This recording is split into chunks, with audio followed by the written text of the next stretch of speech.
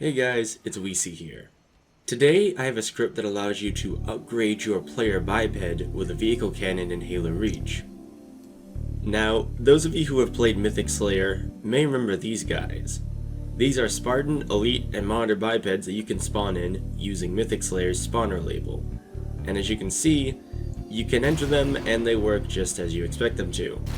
Now, this is a great concept, but it is limited by the fact that you have to spawn separate bipeds and have players take control of them. So, I decided to take this concept a few steps further. So, here we have a zone, you enter the zone, and your biped gets upgraded with a scorpion cannon. And then you shoot it and immediately die. Now, I did this for all 4 vehicle cannons, that being the Scorpion, the Wraith, the Revenant, and the Falcon's autocannon. And these are the 4 that you can spawn in using object type within the game type script. There's a number of weird quirks that come from doing this. The attachment offset does affect how the cannon fires because it attaches to the closest node. So in the case of this Elite, for example, it's attached to the shoulder node or something, which causes it to be tilted, which means that looking straight forward causes the cannon to fire slightly upward, resulting in the gamer's death. For some reason, you can't kill yourself when firing the Wraith, and you can use this to walk up to someone and shoot them point blank and be perfectly fine. This isn't a host or client thing either because, as you can see, my client here, GamerGodden, is having the same problem. One nice thing though is that the Wraith looks a lot nicer, in my opinion, than the Scorpion cannon. It actually sits straight. And if you position the Revenant cannon in the wrong place, it can blind you upon firing. This can be fixed though if you simply position it higher than inside the Spartan's head, as I've done here, but otherwise, the Revenant cannon functions perfectly normally. The Falcon's autocannon is probably the strangest one.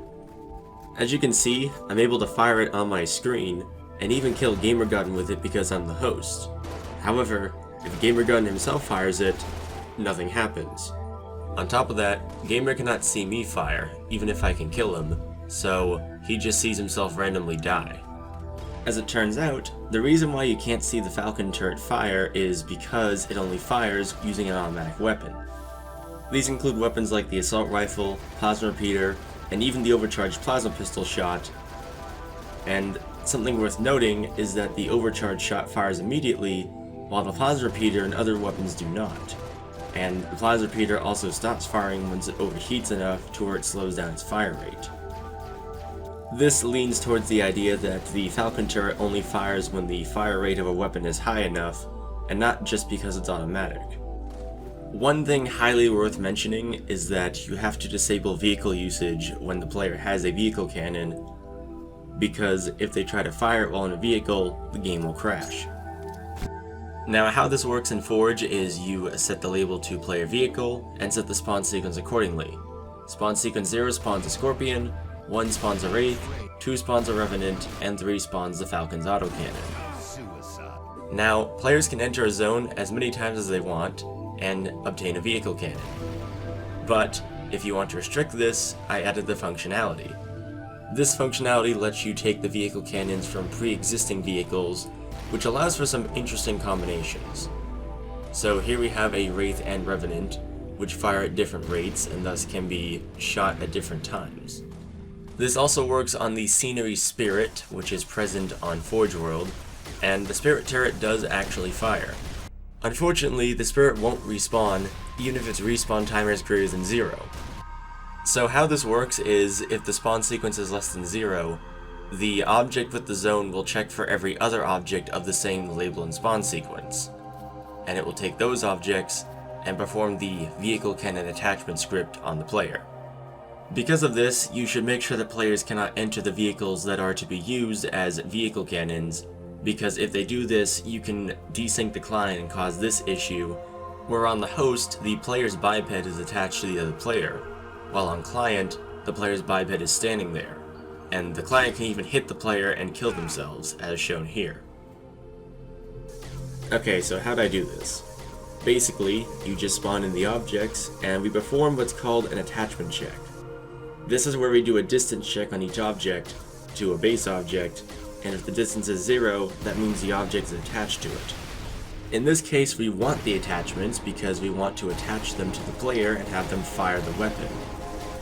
But if we just do that, then the player won't be able to use them. This is why when you enter the zone, you momentarily take control of a monitor for about a third of a second. That way the game has enough time to recognize that the vehicle cannon is a new weapon for the player. Of course, I didn't just stop at vehicle cannons, I wanted to try out turrets as well. Unfortunately, the results are less than desirable. The turret cannot be entered by players due to lack of a string prompt, so you have to use a zone to force the player into the vehicle. And even if you do that, it's very difficult to set the turret so that clients can actually fire it. Plus, I think I did some of the code wrong because I was getting this situation where a player was possessing their old dead body instead of being put into the turret. Their biped remains in the turret, but for some reason they possess their old body.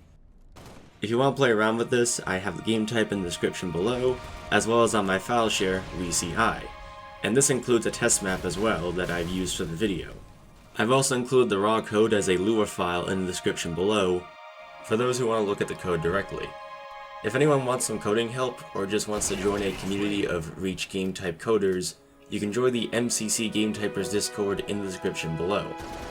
Some of us also dabble in Halo 4 and Halo 2 Anniversary scripting, but it's largely Reach scripting.